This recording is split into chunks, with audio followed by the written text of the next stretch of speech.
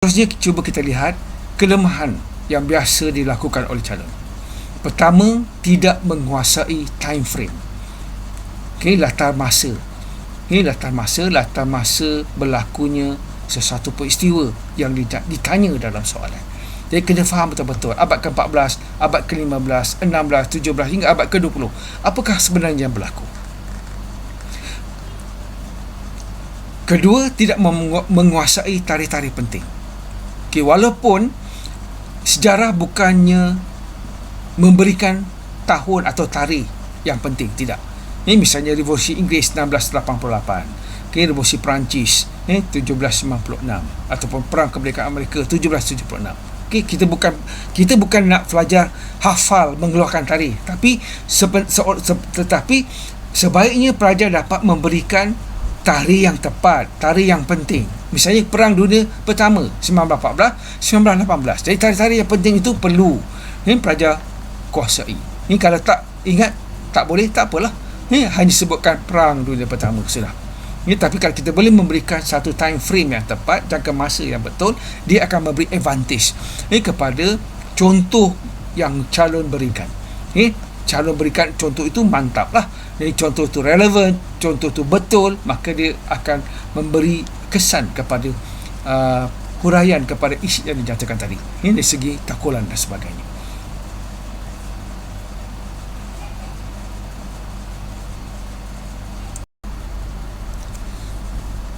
Okey pelajar, apa yang saya boleh simpulkan ini terhadap titik pelajaran yang saya berikan hari ini? Ini satu peringatan. Pertama, jawapan pelajar mestilah dalam format esei. Bila kita jawab dalam format esei, kita pastikan ada pengenalan, ada isi dan ada penutup. Ini kita jawab dalam masa 30 minit satu soalan, dan kita mesti menjawab 4 soalan daripada 6 soalan yang diberikan. Jangan jawab 1, jangan jawab 2, jangan jawab 3. Ini tidak mencukupi. Kita mesti jawab 4 soalan dalam masa yang sama, iaitu 30 minit pas. Dan saya boleh katakan setiap soalan sama arasnya. Ini bukan soalan 1 lebih senang, soalan nombor 6 lebih susah. Tidak. Sama saja dari segi aras kesukarannya. Jadi jawablah 4 soalan. Baca betul-betul soalan, pilih 4 daripada 6 soalan yang diberikan.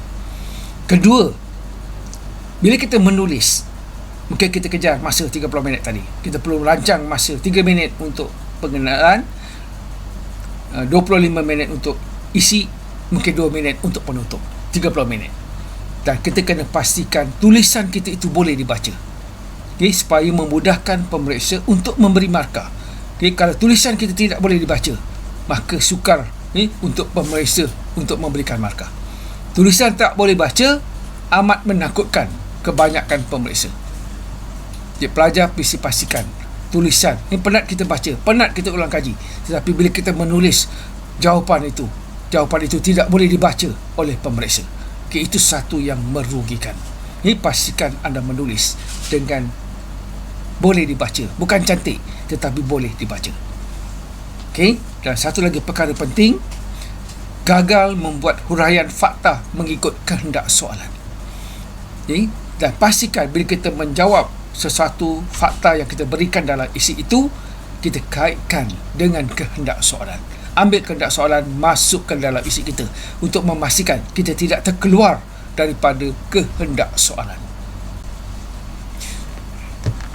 Okey, pelajar, saya harap pelajar dapat menguasai beberapa tip yang saya beri tadi berkaitan dengan tugasan, kehendak soalan, latar masa dan latar tempat. Okey, seterusnya cuba kita lihat kelemahan yang biasa dilakukan oleh calon. Pertama, tidak menguasai time frame. Latar masa. Latar masa berlakunya sesuatu peristiwa yang ditanya dalam soalan. Jadi kena faham betul-betul abad ke-14, abad ke-15, 16, 17 hingga abad ke-20. Apakah sebenarnya yang berlaku? Kedua, tidak menguasai tarikh-tarikh penting. Walaupun sejarah bukannya memberikan tahun atau tarikh yang penting, tidak. Ini misalnya Revolusi Inggeris 1688, Revolusi Perancis 1796, ataupun Perang Kemerdekaan Amerika 1776. Kita bukan nak pelajar hafal mengeluarkan tarikh, tetapi sebaiknya pelajar dapat memberikan tarikh yang tepat, tarikh yang penting. Misalnya Perang Dunia Pertama 1914, 1918. Jadi tarikh-tarikh yang penting itu perlu pelajar kuasai. Kalau tak ingat, tak boleh, tak apalah. Hanya sebutkan Perang Dunia Pertama sudah. Tapi kalau kita boleh memberikan satu time frame yang tepat, jangka masa yang betul, dia akan memberi advantage kepada contoh yang calon berikan. Calon berikan contoh itu mantap lah. Jadi contoh itu relevan, contoh itu betul, maka dia akan memberi kesan kepada huraian kepada isi yang dinyatakan tadi. Ini dari segi takulan dan sebagainya.